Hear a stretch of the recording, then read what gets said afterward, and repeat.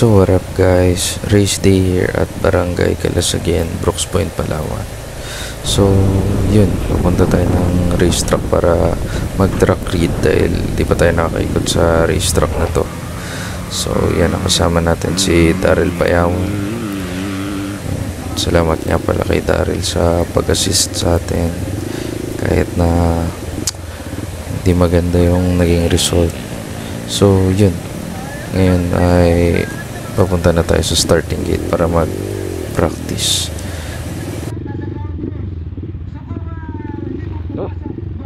So yun, hanap na ang timing dahil may mga kasabay tayong mga malalaking motor gaya ng yan nasa tabi natin.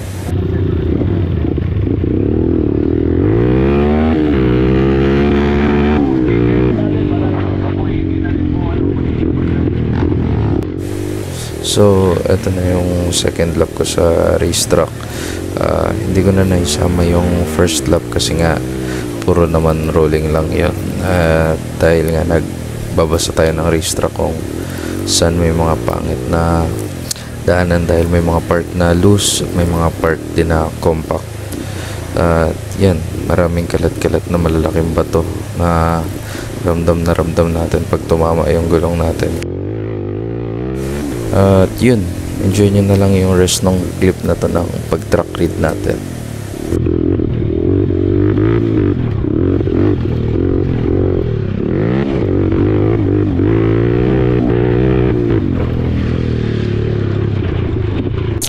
Dito guys, medyo nagbagal tayo at tamang check na lang talaga ng paligid dahil medyo nararamdaman natin na wala sa tono yung motor.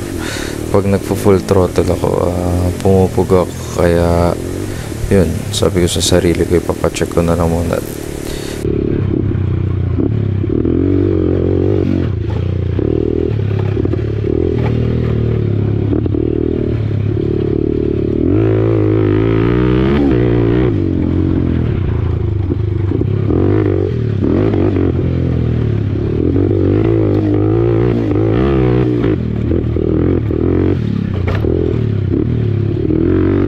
And yun nga, dito na tayo sa tabletop which is yung finish line.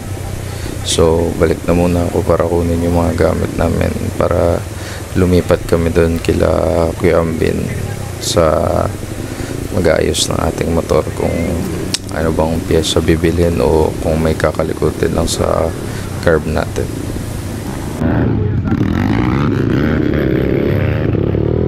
So yan si Daryl, angkas na natin para makabalik na tayo dun sa pwesto natin at makuha lahat ng gamit natin, makapaglipat na agad at maayos.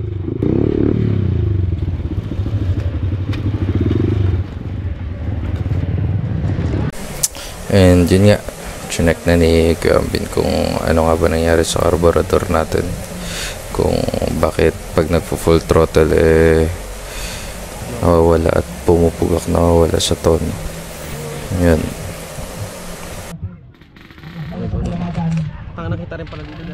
Yan, Team Gas Gas, tamang trip lang habang naghihintay ng start ng mismong event dahil wala kang magawa. Tapos na rin sila mag-practice at kabisado na nila yung racetrack. At yun nga, pumunta kami sa kabilang bayan which is yung Española. Magtatanong kami kung meron ba ditong piyesa na hinahanap namin na panibagong jettings kasi wala na sa tono yung ating carburetor sa jettings na gamit niya ngayon. 110 tsaka 150 na lang para sigurado. Yung 150 pero sige na. Pwede na siya. Manama na yan. Tapos yung fuel filter ko yun.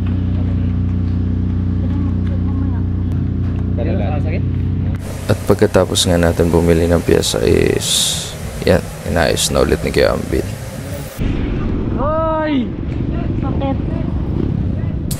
Habang papunta tayo para maghanap ng makakain, yun, nadaanan natin si Azul, ang ating tropa. Yan. Tapos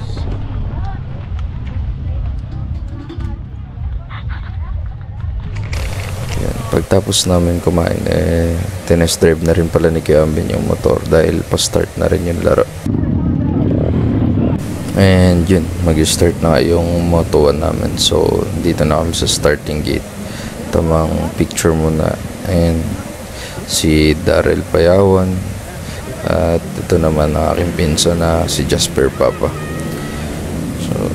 So yun, na-explain na ng mga marshal na 4 laps lang kami. Tapos na yung susundan namin category, kaya nag-start na ng engine yung mga kasama ko. Yan, pa-drop na yung gate. So enjoy guys.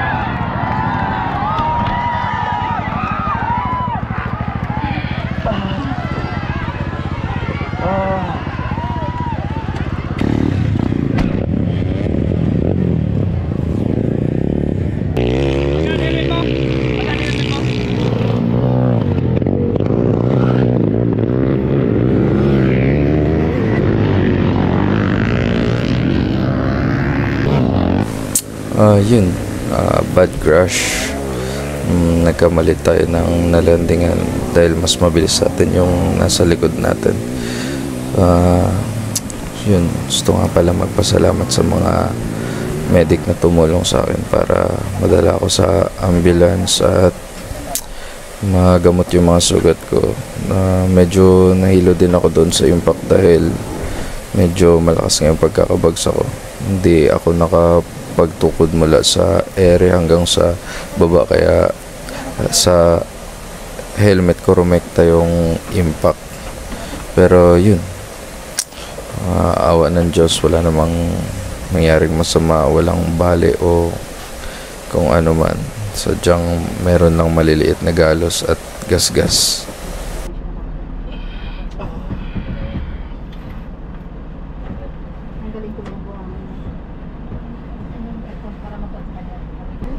Paso din po ito.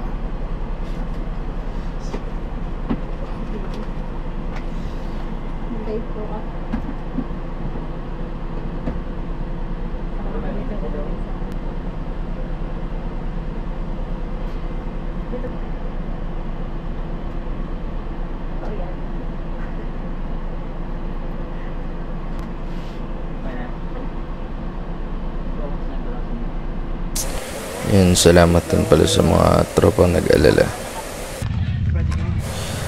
After semplang, yan, mukbang na agad.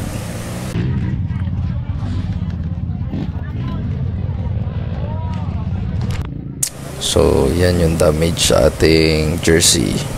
Punit na naman. Yan, ating motor. Ito naman yung ating helmet na pinahiram lang din ni Jazz. So, yan yung naging damage. Yan yung dyan tumama.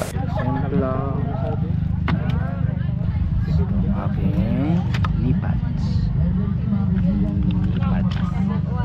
Ito ang gloves. Fucking gloves. Ito ang chest bar. Protector. Masira. Yan, tamang muni-muni lang. Another DNF race na naman.